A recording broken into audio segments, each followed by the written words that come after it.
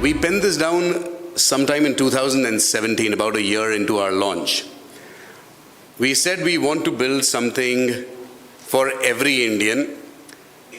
We don't want every Indian who's interested in doing digital payments. We wanted to build something that every Indian will use. The every part of it was very important. My co-founders and I had already worked at Flipkart for 3 or 4 years, so we'd seen the e-commerce sort of rocket ship. But e-commerce was reaching maybe 10, 15 crore Indians. We felt that payments, if digitized, could start a virtuous cycle of formalization of the economy in a way where we could dedicate 10, 20, 30 years of our lives in a very, very substantial and exciting way. And I'll share some data with the audience, and hopefully you'll sort of agree. The session just before this, somebody talked about how India's progress started with UPI, and we'll share some numbers there. What a transformation that's been. But the idea here is we want to make sure that no one's left behind. Everyone's progress should start getting liberalized. Everyone should have equal access to money and then to services, all sorts of financial services, goods, other digital services. And the best way to start is by making sure everyone has digital payments. So where are we today? You could go to the next one. Allow me to share with you, in partnership with Map My India, another Indian startup, a heat map of real transactions by Indian consumers over the last 8 years. 99% of these are on UPI, by the way. If you just see the length and breadth of the country today is using digital payments. This has happened in 8 years. In sheer reach, we are now at over 50 crore users, and this is PhonePe alone. I'm sure that digital payments reaches even more. There's other players in the market. But just look at that journey. Let's go to the next one. In terms of merchants, and please note on the top left, you'll see when COVID happens, people start small businesses in the hinterland, you'll see the entire map light up. There is not a nook and corner in the country that does not accept digital payments now. This is happening in real time. And the first and second and third order impact of those digitization revolutions that are happening are visible. I'll show you just one more. So people know that PhonePe processes payments. This is a heat map of how insurance premiums are being paid on PhonePe. Just notice it's on a lag. You saw with the consumers, everything's red and really, really big numbers. Insurance is starting to grow that way. Digital lending is growing. So the penetration that we've made with payments and the data that's come out of it is allowing banks and insurers and AMCs to build products for the masses in a way that was unimaginable, honestly, 10 years ago, right? And that's the animal instincts of entrepreneurship and industry that we as a company want to sort of unleash. If you go to the next one, I think this is the humbling part. As much as we believe we've done good work in the last 8 to 10 years, our vision is to actually democratize progress for 1 billion Indians. Technology should allow us to reach there. Telecom has gotten there. Everyone's got data. Everyone's got YouTube. But as of today, we remind ourselves, we've just got to about 40% of Indians. Now, this data, for economists in the audience, this is our extrapolation of the tiering in India. It's 80-90% accurate. Our own data is accurate. As you can see, the penetration of digital payments in India started with the metros, started with the big cities. Most people sitting in this audience would all be using a PhonePe or perhaps a GPay or a Paytm or some other app. That penetration by COVID end had got to every city in tier 2. But the remarkable thing that actually happened during the pandemic is that revolution actually also reached our villages. Tier 6 cities are cities with 5,000 or less people. Tier 2 and below is about 70% of India. We're making progress, but we have miles to go. And I think that's our first North Star. We want to make sure that at least in payments, if not in other categories, we are able to light up India coast to coast, pillar to post, right? So 40% is where we are at. We have lots to cover. So let's talk about how we think or how we're going about trying to build a great company. Building great products in the startup world, we all use them, we like them, but one of the unfortunate things in the last couple of decades is durable multi-generational companies have stopped getting created. All of us can think about that really good app that we used 20 years ago that exists no more, whether it's a Yahoo that gets replaced with the Google, whether it's a MySpace that gets replaced with the Facebook. The longevity of companies has gone down. One of the things that we're trying to do, we started, before we figured out what PhonePe would do, given that we were starting the company a little later, we were almost 40, Rahul and myself. Our third co-founder is actually based in the US, but he was building because his father, who's no longer with him, told him to build for India. So he was one of those NRIs that was being talked about earlier today. He wanted to build. We had learnings.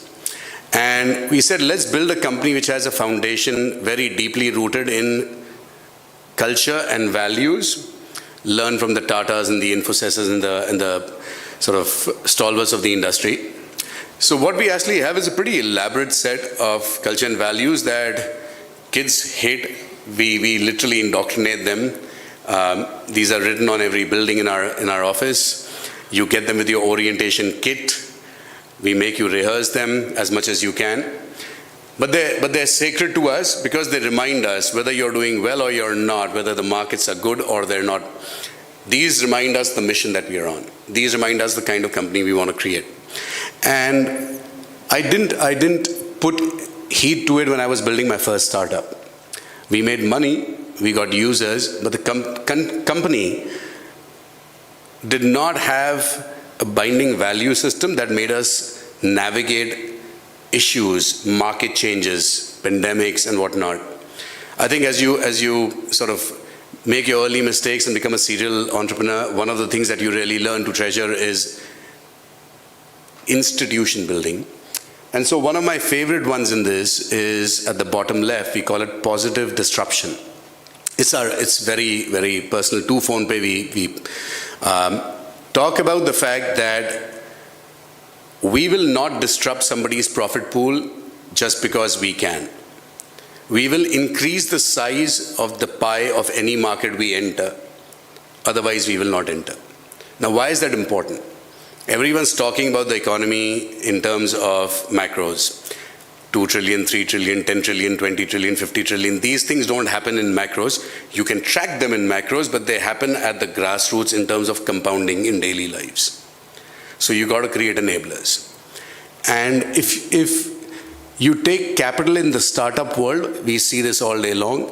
One of the realities is that if there's a really exciting market opportunity, 50 venture capitalists and 100 good entrepreneurs will chase it, and margins go to zero, and you're cutting each other instead of creating.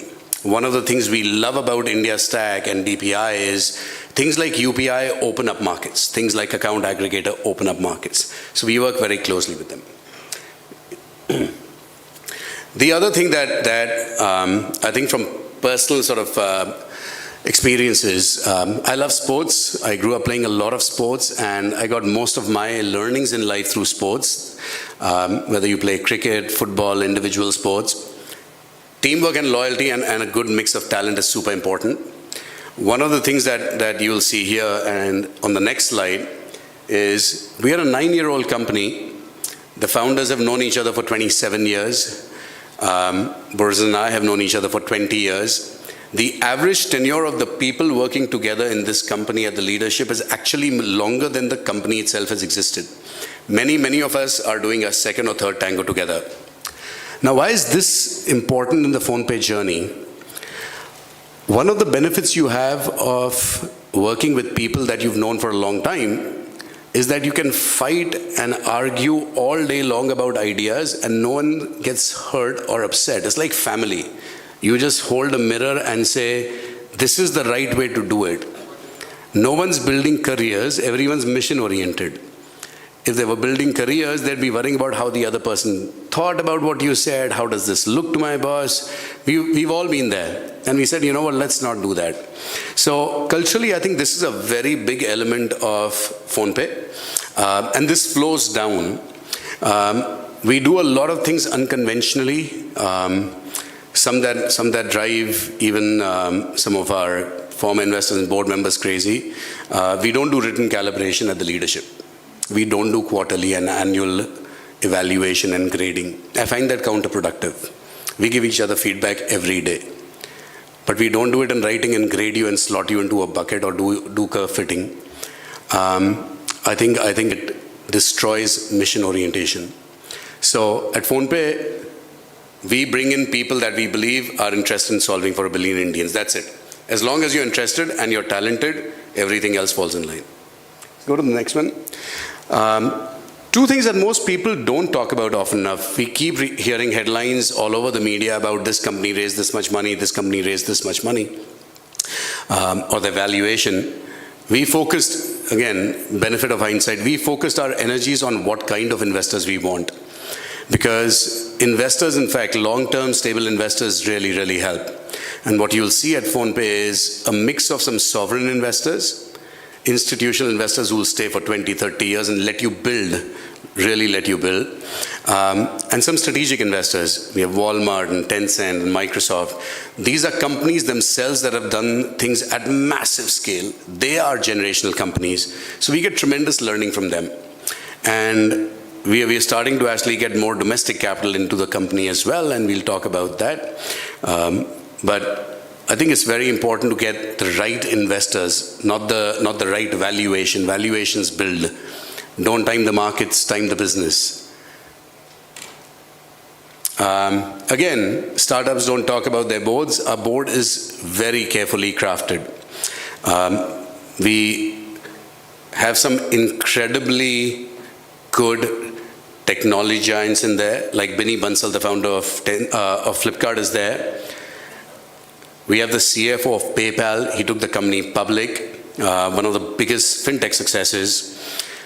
To head our risk committee, we have the former revenue secretary of the country. Each of these people serve as both advisors and mentors to both myself and our management team. And finally, and I said this at the beginning, we do a lot of things differently. One of them is we focus on different things. We are that weird startup that actually likes regulation. Because we chose to be in payments and we said we want to go and build payments for 1 billion people, we have been regulated from day zero. And today we are regulated across 4 different regulators. And we take pride in it. Our compliance team is almost probably the second largest team in the company. It's bigger than finance, it's bigger than marketing, it's bigger than legal, it's bigger than a lot of functions, it's bigger than product. And that gives you durability over time. These are things that I wish they were teaching us in business school or startup TED Talks when I was starting out my first time. Spent 15 precious years unlearning what I'd learned in the first few years. But these are the things that are helping us build PhonePe, not helping us build the product. Now I'll come to how we are building PhonePe itself. So if you can go to the next slide, skip this one. The first thing that you need to do before you can build great products is to actually build a really, really strong foundation layer, obviously. So if you can go to the next slide, please. We build all our infrastructure for PhonePe in-house. All of our infrastructure is localized to India. And I'm proud to report that we build our servers in liquid cooling technology, the first of its kind in India. There's a novel initiative with Dell. So this is clean tech data centers getting built out in India. Highly, highly sustainable, highly, highly scalable. Lots of fun to build. We build all our tech in-house. We don't use public clouds for payments. This is citizens' data. We want to make sure it's very secure. And we use data ethically, but we use it pervasively. We use it abundantly to solve a lot of different kinds of problems. Many people, I've seen this personally, tell us, PhonePe nahi chalta, tab baki apps chalte hain. And that's because we actually have one of the most sophisticated kill switches. One of the things that we did to build trust is that if we think that your payment will not go through and your money will get stuck, we don't let you make the payment, we block it. That's called a kill switch. We built that technology in 2016, months after UPI launch, because we found failure rates were high. So initially people would try other apps. We knew our own practices were making people try competitor apps. And my co-founder, who's the CTO, said, Samir, if it's payments, it has to work 100% of the time.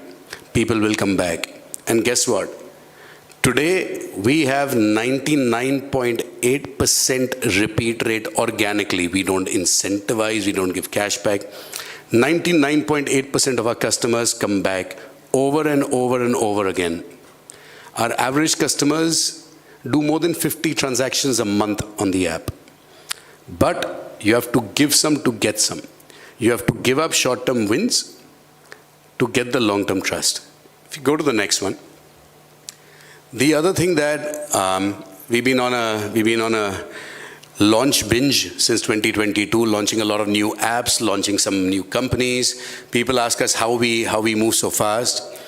But the other early choice that PhonePe made was that all our services, all our platforms are designed to be multi-tenant. What that means is, if you built it, you could practically sell it commercially as a service. Whether it's logging in with PhonePe, whether it is your digital CRM solutions, whether it's your risk and fraud platforms, if I build it for payments, I can use it for lending, I can use it for PIN code, I can use it across the board. These are deep investments in technology and IP and R&D. We do them quietly, we don't talk about it, we obsess over it, but they give us acceleration. And if you go to the next slide, what you'll see is 80% of the starting stack for launching all these apps was common. What we were using for PhonePe was also used for PIN code, which is a ONDC-based shopping app. We also used that to build India's first app store called Indus. We're also using it to build Share Market, which is a wealth broking app. There's a lot of commonality at the tech stack, and that allows you to move fast and more efficiently. And that's one of the hallmarks of building tech at PhonePe. We are building, like the Googles and the Facebooks and the Microsofts of the world, we are building sort of very, very high-class tech platforms, very scalable platforms. You can just go to the next, please. So one of the things that we've obviously been focused on is expanding the market. But core to that actually, or our own vision, was making sure that we helped UPI grow really rapidly. We are UPI fanboys and fangirls, unabashedly so. It's the best thing since sliced bread and tech, an interoperable payment network that came out of India. And we're proud to say that for the last several years, we've been the market leader in payments. It doesn't come without its own problems, but I think if you go to the next slide, I want to talk about how we got there. How are we building a great business? We talked about building a great company. Great companies are built on the back of great culture, great boards, great values, governance. Great companies are built by focusing on building very scalable technology stacks, so that if your customers really start using PhonePe in every nook and corner in the country, or during Diwali when everyone's sending each other small transaction values. This Diwali, we did more than 35 crore transactions in one day. Every day, we do over 30 crore transactions. That's 300 million transactions. If you see those graphs, just go back, please.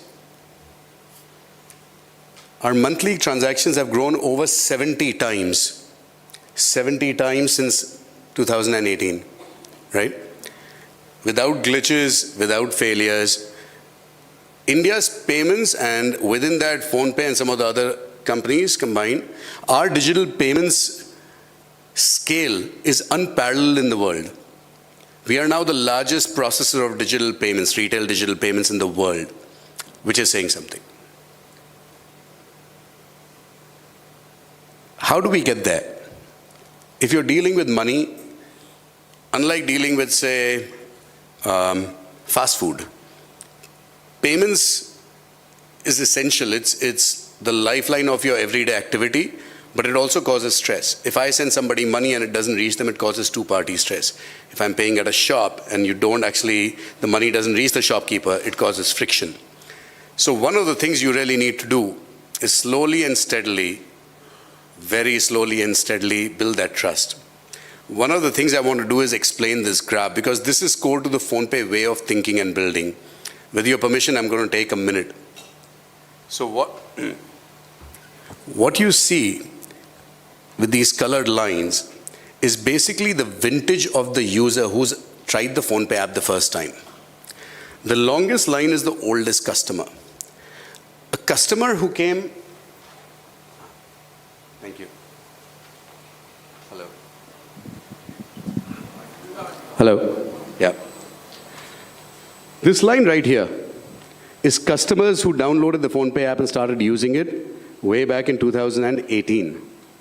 If you see the rate at which they grew, their monthly transactions, it's a slow climb. We didn't have that many QR codes in India. We didn't have that many use cases on the PhonePe app. They were taking their time. All the banks were not digitized, so their customers couldn't use UPI on day zero.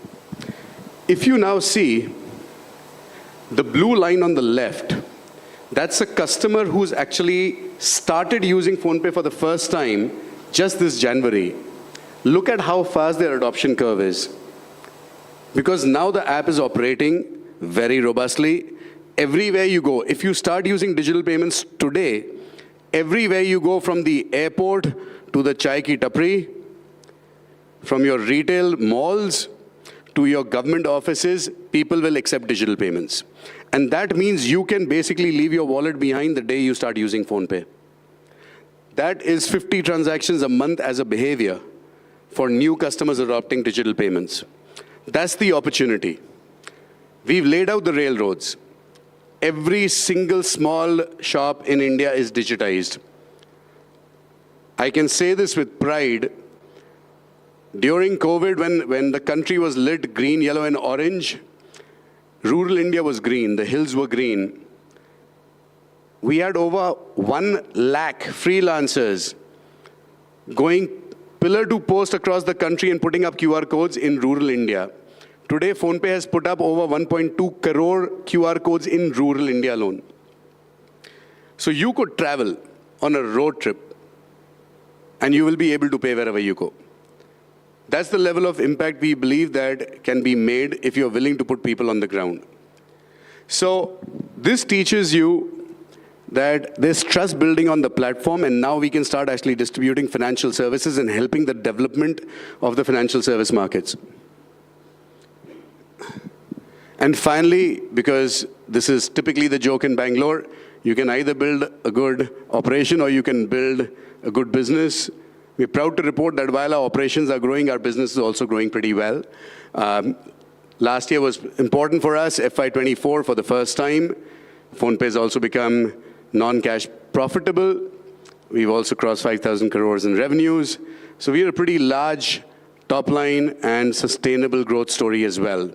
So you can do these things. You can actually be well regulated and compliant, but still grow at 70% CAGR.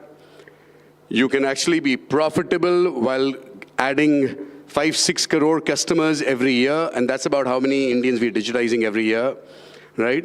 People believe that if you're spending a lot on marketing, then you can't actually become profitable. We're proving otherwise.